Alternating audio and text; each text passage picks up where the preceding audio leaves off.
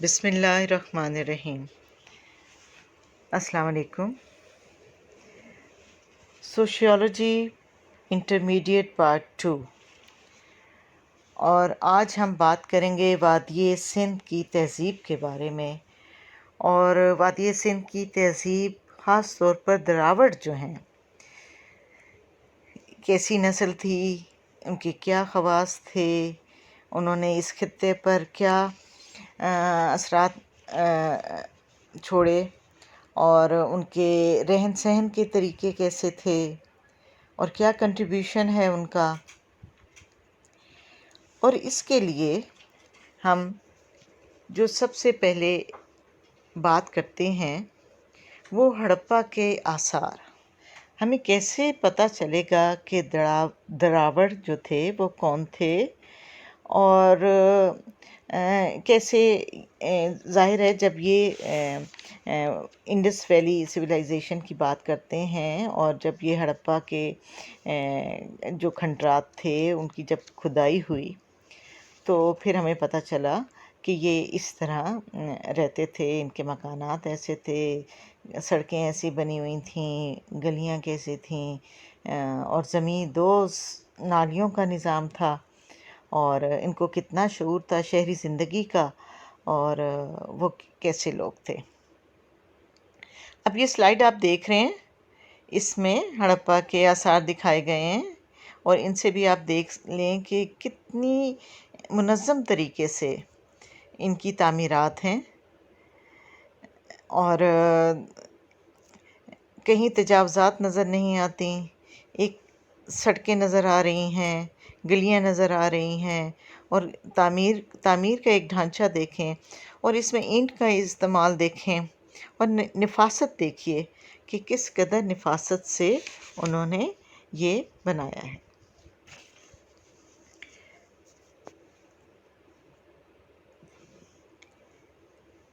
یہ جو ایک امیج ہے، یہ سید محمد لطیف کی کتاب ہسٹری آف دا پنجاب کا ہے۔ ہمیں اس سے دراوڑوں کے بارے میں بہت ساری معلومات ملی ہیں، اور اگر آپ کو فرصت ملے اور پڑھنا چاہیں تو ضرور اس بک کو پڑھیں، اور دیکھیں کہ پنجاب کی ثقافت، پنجاب کے آثار کے بارے میں، تاریخ کے بارے میں یہ کیا کہتے ہیں، اور بہت سارے جو چیزیں ہیں آج کے اس چیپٹر میں جو ہم ڈسکس کر رہے ہیں وہ اس کتاب سے بھی لی گئی ہیں، اور یہ حوالہ آپ کی یہ جو سوشیولوجی کی بک ہے اس میں بھی دیا گیا ہے۔ تو پھر میں نے سرچ بھی کیا، اور یہ مجھے ان کا جو ہے بک دیکھی میں نے، واقعی بہت اچھی بک ہے۔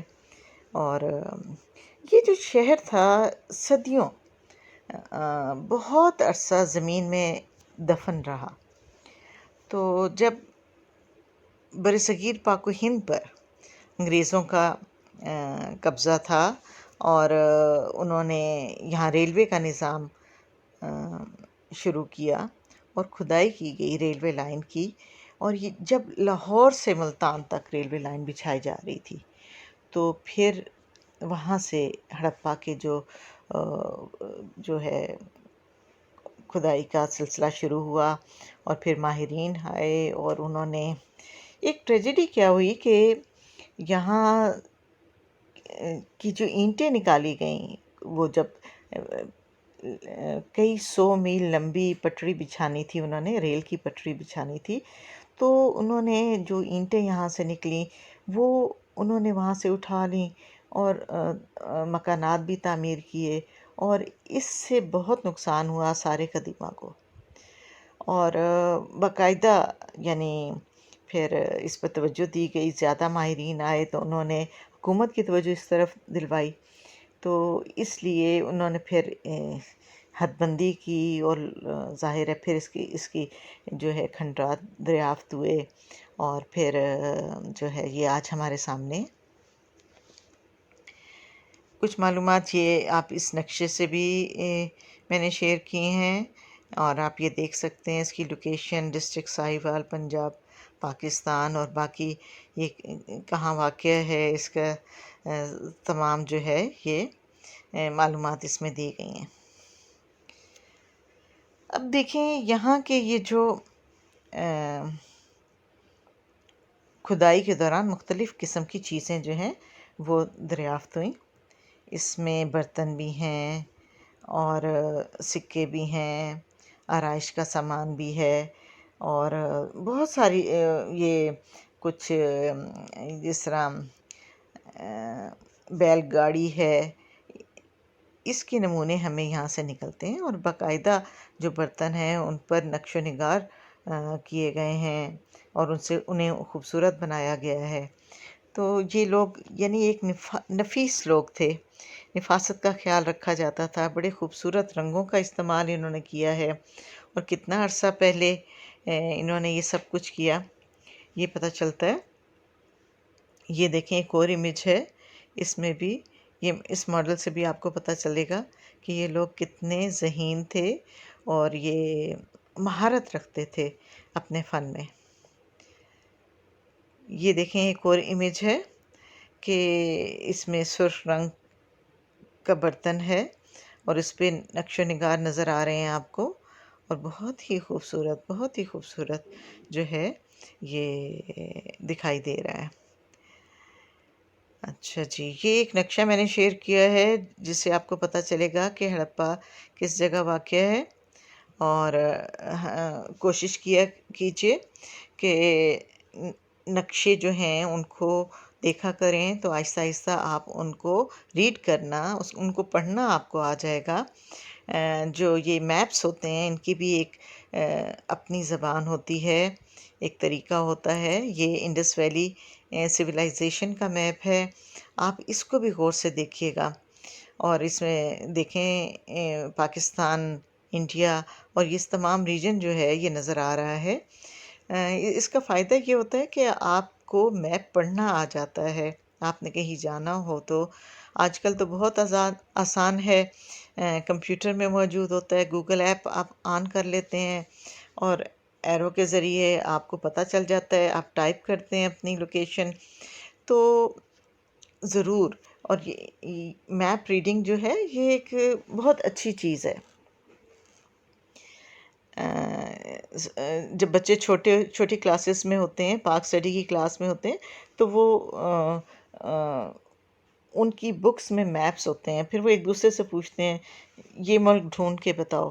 تو اس سے یہ ہے کہ آپ کو پتہ چل جائے گا کہ کون کون سے ملک اس ریجن میں ہیں، پاکستان کے پڑوس میں کتنے ملک ہیں. تو ہمیشہ کوشش کیا کیجئے کہ میپ جو ہیں وہ آپ پڑھیں، اس سے بہت معلومات ملتی ہیں. آپ یورپ کا میپ پڑھ سکتے ہیں، ایشیا کا پورا میپ آپ کو مل سکتا ہے، اور یہ ایک معلومات کا خزانہ ہے. مختلف ممالک کے بارے میں پڑھیں. سوشیالوجی تو ظاہر ہے صرف پاکستان کے بارے میں نہیں ہے، صرف مسلمانوں کے بارے میں نہیں ہے، یہ تو دنیا کے بارے میں بتاتا ہے کہ کیا تہذیبیں تھیں، کیسے وہ پروان چڑھی اور کیسے انہیں زوال آیا. تو قوموں کا عروج و زوال جو ہے وہ کس لیے ضروری ہے کہ ہم سبق سیکھیں کہ ہم نے یہ کام کرنا ہے اور یہ کام نہیں کرنا. تو یہ کچھ میپس کے بارے میں نے آپ سے ڈسکس کرنا تھا. اور اب دیکھیں دراوڑ جو تھے، میں نے آپ کو بتایا کہ ان کا ایک خاص طرز زندگی تھی اور انہوں نے اس میں کافی مہارت حاصل کی ہوئی تھی، اور کاشتکاری کرتے تھے، تجارت کرتے تھے، کاروبار کرتے تھے. انہوں نے اوزار بھی بنائے ہوئے تھے، ان میں توہم پرستی بھی تھی، اور مکانوں کے بھی بہت تراش خراش میں بڑے ماہر تھے، اور ٹھنڈے اور گرم پانی کے ٹب انہوں نے بنائے ہوئے تھے، اور یعنی ڈبل، تاکہ وہ موسم کے اثرات سے محفوظ رہیں. تو سردیوں میں گرم پانی اور گرمیوں میں ٹھنڈا پانی ان کے لیے جو ہے وہ اتنا ان کو یعنی وہ تھا، احساس تھا کہ کس طرح ہم نے ایفرٹس کر کے وہ کرنی ہے. اور بہت سارے انہوں نے کام کیے. ظروف سازی میں بھی انہوں نے، ظروف سازی کیا ہوتا ہے؟ برتن بھی انہوں نے بنائے. فن حرب، جنگی ساز و سامان، ظاہر ہے قوموں کے لیے بہت ضروری ہوتا ہے کہ وہ اپنا دفاع بھی کریں. اگر وہ دفاع نہیں کریں گی تو پھر دوسری قومیں جو ہیں ان پر غلبہ حاصل کر لیں گی اور پھر ان کو نیست و نابود کر دیں گی. اور اس کے علاوہ یہ لوگ جو ہیں یہ مجسمہ سازی کے بھی ماہر تھے، اور انہوں نے مورتیاں بنائی ہوئی تھیں اور ان کی یہ پوجا کرتے تھے. اور اس طرح عورتوں کے زیورات بھی ان کی جو ہے کھدائی سے ملے ہیں، مٹی کے کھلونے بھی نکلے ہیں.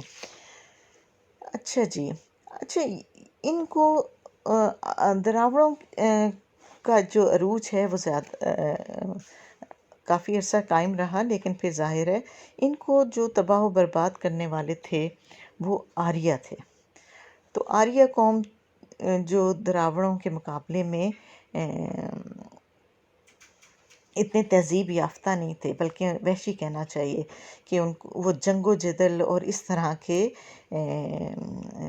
عادی تھے.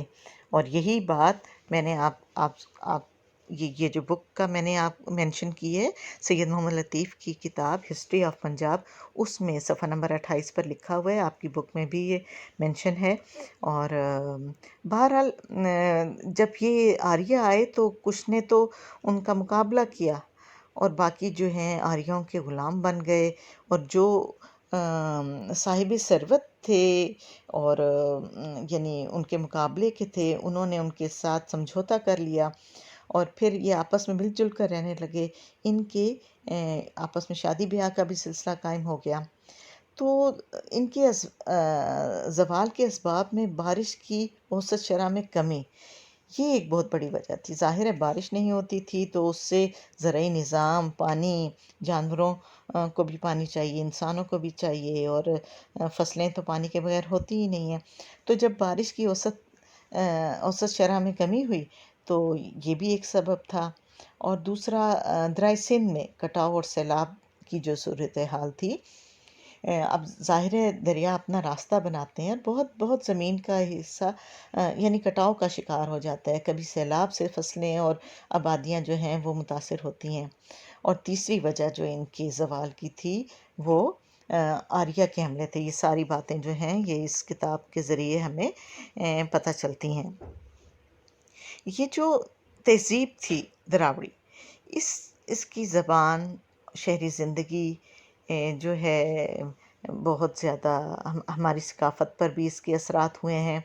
اور بلوچستان کی بروہی زبان جو ہے وہ ان سے ملتی جلتی ہے.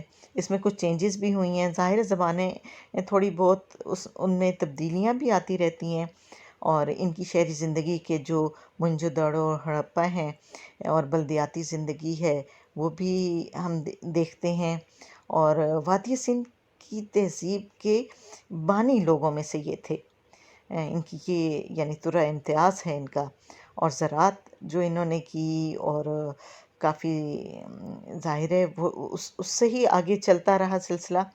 اور انہوں نے کافی شعور تھا ان میں، اور انہوں نے سڑکوں کا جال بچھایا ہوا تھا.